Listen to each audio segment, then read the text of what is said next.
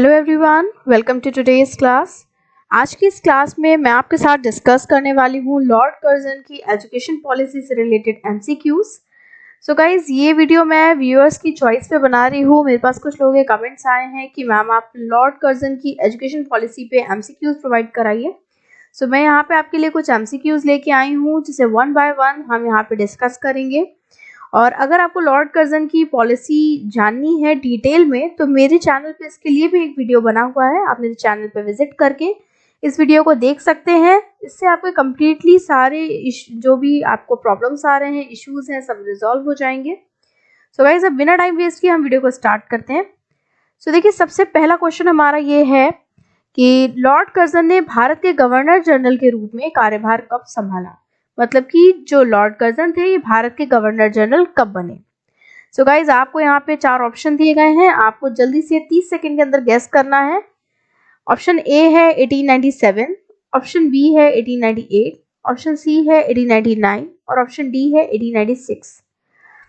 Guys, जल्दी से answer guess कीजिए और कमेंट के थ्रू बताइए कि इसका करेक्ट आंसर क्या होगा। सो गाइज, इसका जो करेक्ट आंसर है वो है 1898। लॉर्ड कर्जन ने भारत के गवर्नर जनरल के रूप में 1898 में कार्यभार संभाला था। नेक्स्ट आते हैं क्वेश्चन नंबर 2 में। क्वेश्चन नंबर 2 है, भारतीय शिक्षा में सुधार को व्यवहारिक रूप देने के लिए कर्जन ने किस सम्मेलन का आयोजन किया था। जब कर्जन हमारे देश के वायसराय बने थे, गवर्नर जनरल बने थे, उस टाइम भारतीय शिक्षा की स्थिति बहुत खराब थी और भारतीय शिक्षा के सुधार के लिए इन्होंने किस सम्मेलन का आयोजन किया था। सो ऑप्शंस आपके हैं, ए वर्धा सम्मेलन, बी शिमला शिक्षा सम्मेलन, सी राष्ट्रीय शिक्षा सम्मेलन और डी धार्मिक सम्मेलन। सो आपको जल्दी से गेस करना है करेक्ट आंसर। सो गाइस, इसका जो करेक्ट आंसर है वो है आपका सी शिमला शिक्षा सम्मेलन, जो कि लॉर्ड कर्जन ने इसका आयोजन किया था। ये आयोजन किया गया था शिक्षा में सुधार से संबंधित मसलों पे बातचीत के लिए और जो भी समस्या उनको रिजॉल्व करने के लिए। नेक्स्ट क्वेश्चन नंबर 3 आता है, शिमला शिक्षा सम्मेलन का आयोजन कब हुआ। आपके ऑप्शन है, ए 1900 में, बी 1901 में, सी 1902 में या डी 1904 में। सो गाइस, इसका करेक्ट आंसर क्या है, प्लीज जल्दी से कमेंट करके आप लोग मुझे बताइए इसका करेक्ट आंसर क्या आपको लग रहा है। सो गाइस, इसका जो करेक्ट आंसर है वो है बी 1901। शिमला शिक्षा सम्मेलन का आयोजन 1901 में हुआ था। अगर आप लोग शिमला शिक्षा सम्मेलन के बारे में डिटेल में जानना चाहते हैं या लॉर्ड कर्जन की एजुकेशन पॉलिसी को पूरे डिटेल में जानना चाहते हैं तो इसके वीडियो का लिंक मैं आपको वीडियो के लास्ट में दे दूंगी। सो आप वहां से देख सकते हैं। डिस्क्रिप्शन में भी मैं प्रोवाइड करा दूंगी इसका लिंक वीडियो का, लॉर्ड कर्जन का, और आप मेरे चैनल पर विजिट करके भी देख सकते हैं। So guys, next question number 4 पे हम आते हैं। शिमला शिक्षा सम्मेलन कितने दिन चला। देखिए, ये सारे शिमला शिक्षा सम्मेलन से रिलेटेड क्वेश्चंस हैं और सभी मोस्ट इंपॉर्टेंट हैं। सो क्वेश्चन है, शिमला शिक्षा सम्मेलन कितने दिन चला। ऑप्शन है, ए 10 डेज, बी 12 डेज, सी 15 डेज और डी 20 डेज। सो गाइज, इसका करेक्ट आंसर क्या होगा। सो स्टूडेंट्स, जो इसका करेक्ट आंसर है वो है सी 15 डेज। शिमला शिक्षा सम्मेलन 15 दिन चला था आपका। क्वेश्चन नंबर 5 है, शिमला शिक्षा सम्मेलन में कितने प्रस्तावों पर सर्वसम्मति निश्चित की गई। मतलब कि कितने प्रस्ताव जो थे वो शिमला शिक्षा सम्मेलन में इस दौरान रखे गए थे। ए 100, बी 150, सी 200 या डी 120। जल्दी से इसका आंसर आप गेस कीजिए कि शिमला शिक्षा सम्मेलन में कितने प्रस्तावों पर सर्वसम्मति निश्चित की गई थी।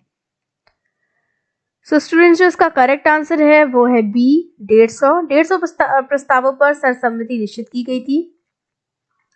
नेक्स्ट क्वेश्चन नंबर 6 पे आ जाते हैं हम। क्वेश्चन नंबर 6 है, भारतीय शिमला शिक्षा सम्मेलन के विरुद्ध क्यों थे। जो इंडियंस थे वो शिमला शिक्षा सम्मेलन के विरुद्ध क्यों थे। आपके ऑप्शन है, ए भारतीयों को सम्मेलन में शामिल नहीं किया गया था इसलिए, बी शिमला सम्मेलन भारतीयों के खिलाफ षड्यंत्र मात्र था, सी इस सम्मेलन में शिक्षा की प्रगति पर ध्यान नहीं दिया जा रहा था या डी भारतीयों को लॉर्ड कर्जन व अंग्रेज पसंद नहीं थे। सो इसका करेक्ट आंसर क्या है स्टूडेंट्स, आपको जल्दी से गैस करना है। और यही एक तरह से अगर आप इस आंसर को करेक्ट गैस कर रहे हो दैट मीन वाकई में आपको शिमला शिक्षा सम्मेलन के बारे में समझ में आ पा रहा है। इसको डिटेल वीडियो आप मेरा जरूर देखना। अगर आपको कोई भी ऑप्शन आपको नहीं आ रहा है, आपको जरा भी प्रॉब्लम आ रही है, डिटेल वीडियो देखने के बाद आपको कोई भी ऐसा क्वेश्चन नहीं रहेगा जो आपको इससे रिलेटेड ना आता हो। मैंने कंप्लीटली पॉलिसी बहुत अच्छे से और फ्लो चार्ट के थ्रू डिस्क्राइब किया है, तो आपको और ज़्यादा अच्छे से वहाँ पे समझ में आने वाला है। सो गाइस इसका जो करेक्ट आंसर है वो है भारतीयों को सम्मेलन में शामिल नहीं किया गया था। देखिए जब भारतीय शिक्षा सम्मेलन आपका हुआ था उस समय में लॉर्ड कर्जन ने काफ़ी सारे लोगों को, शिक्षा शास्त्रियों को बुलाया था, मगर भारतीयों को किसी को भी एक को भी वहाँ पे शामिल नहीं होने दिया था। सारी कार्रवाई उन्होंने गुप्त रखी थी, जिसके कारण भारतीयों के मन में ये शंका उत्पन्न हो रही थी कि कहीं हमारे खिलाफ कोई षड्यंत्र तो नहीं रचा जा रहा। लेकिन ऐसा कुछ था नहीं, वहाँ पे शिक्षा से रिलेटेड बातचीत चल रही थी। और हाँ ये ज़रूर है कि भारतीयों को उसमें शामिल नहीं किया गया, इसलिए भारतीय जो थे इस चीज़ से काफ़ी ज़्यादा नाराज थे। सो अब नेक्स्ट में आते हैं। नेक्स्ट क्वेश्चन नंबर 7 है हमारा, इनमें से क्या भारतीय विश्वविद्यालय आयोग 1902 की नियुक्ति का कारण नहीं है। देखिए आपके पास यहाँ 4 ऑप्शंस दिए हैं, आपको गेस करना है कि भारतीय विश्वविद्यालय आयोग जो आया था, इंडियन यूनिवर्सिटी कमीशन जो आया था, उसकी नियुक्ति का कारण क्या नहीं था। देखिए उसकी नियुक्ति के 4 कारण थे टोटल, यहाँ पे कोई एक कारण ऐसा है जो आपका नहीं होगा। तो सबसे पहला यहाँ पे ऑप्शन दिया है, ऑप्शन नंबर ए, लंदन विश्वविद्यालय का पुनर्संगठन। लंदन विश्वविद्यालय का पुनर्संगठन जो था वो क्या इसकी नियुक्ति का कारण था या नहीं, आपको बताना है। बी आता है सीनेट के सदस्यों की सीमित संख्या। सी, विश्वविद्यालय से संबद्ध कॉलेजों की संख्या में वृद्धि। डी, विश्वविद्यालयों में शिक्षा की अच्छी व्यवस्था ना होना। आखिर नियुक्ति का कारण नहीं है, आपको ये बताना है, ताकि ये बताने की नियुक्ति का कारण है। तो आपको कौन सा इसमें ऑप्शन लग रहा है जो कि भारतीय विश्वविद्यालय आयोग की नियुक्ति का कारण नहीं था। लंदन यूनिवर्सिटी का पुनर्संगठन, सीनेट के सदस्यों की सीमित संख्या, विश्वविद्यालयों से संबद्ध कॉलेजों की सीमित संख्या में वृद्धि और विश्वविद्यालयों में शिक्षा की अच्छी व्यवस्था ना होना। सो गाइस इसका जो करेक्ट आंसर है वो है सीनेट के सदस्यों की सीमित संख्या।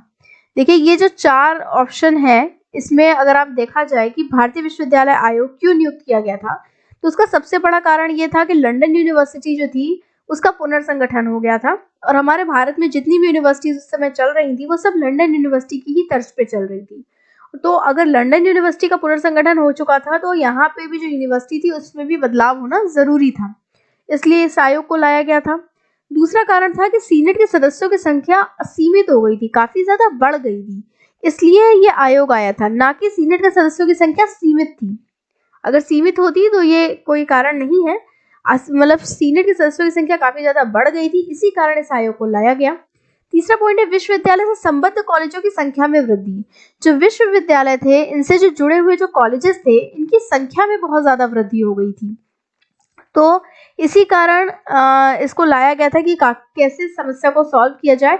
साथ ही साथ विश्वविद्यालय में जो शिक्षा की व्यवस्था थी वो अच्छी नहीं थी, उसमें विश्वविद्यालय सिर्फ एग्जाम लेने और डिग्री देने का काम कर रहे थे, जबकि जो विश्वविद्यालय का जो मेन काम होता है एजुकेशन प्रोवाइड करना, वो काम वहाँ पे हो ही नहीं रहा था। तो ओवरऑल कह सकते हैं कि शिक्षा व्यवस्था अच्छी नहीं थी, इस कारण ही इस आयोग की नियुक्ति की गई थी। तो इसका जो नियुक्ति का कारण नहीं है अगर आपसे पूछा जाता है तो इसका ऑप्शन है सीनेट के सदस्यों की सीमित संख्या।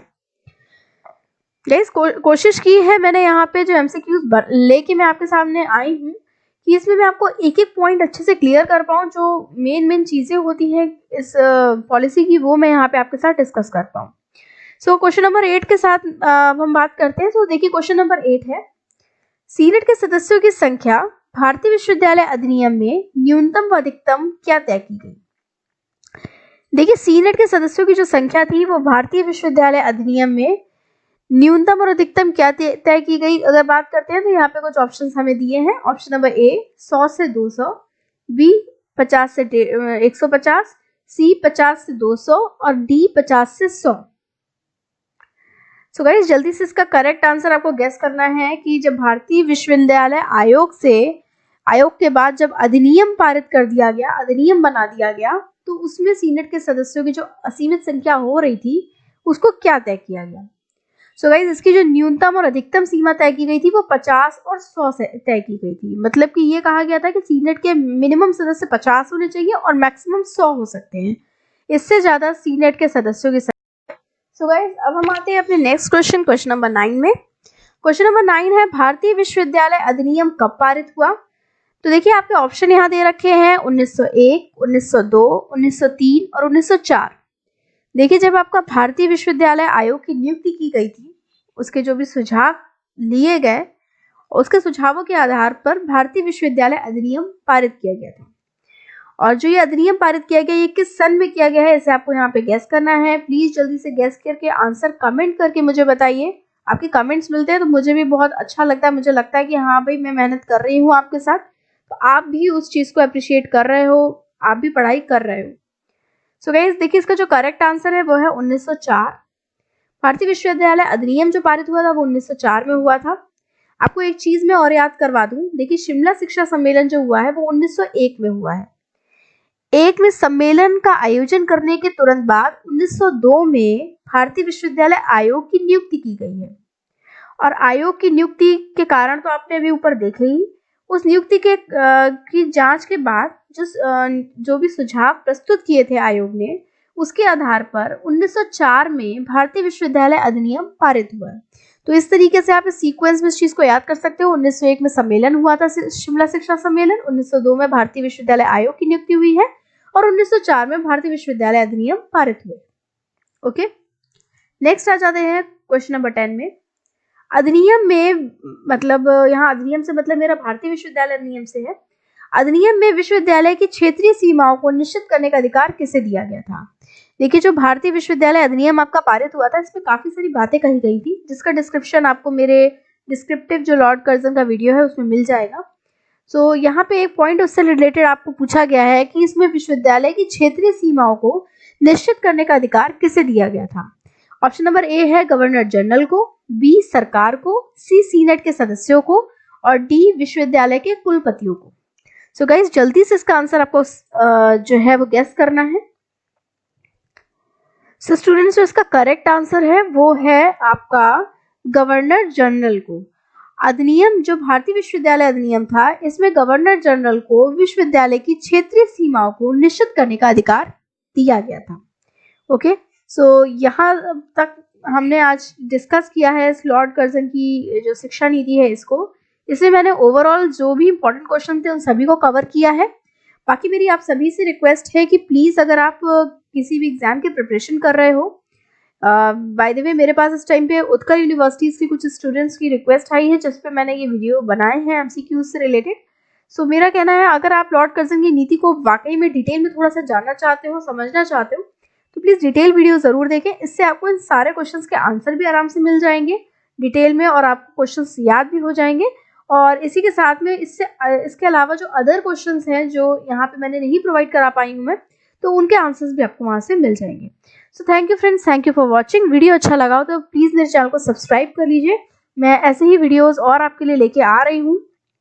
और वीडियो अच्छा लगा हो तो इसे लाइक करें, अपने फ्रेंड्स के साथ ज़्यादा से ज़्यादा शेयर करें, जिन्हें इस वीडियो की वाकई में ज़रूरत है उनके साथ शेयर करें और कमेंट करके बताएं कि आपके कितने आंसर्स करेक्ट निकले। So thank you friends, thank you for watching, bye bye.